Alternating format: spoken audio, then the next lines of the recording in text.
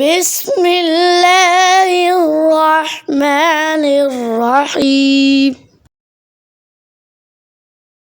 اللہ لا الہ الا هو الحی القیوم لا تأخذه سنة ولا نوم له ما في السماوات وما في الأرض من ذا الذي يشفع عنده إلا بإذنه يعلم ما بين أيديهم وما خلفهم ولا يحيطون بشيء من علمه إلا بما شاء وسع كرسيه السماوات والأرض ولا يؤوده حفظهما وهو العلی العظیم۔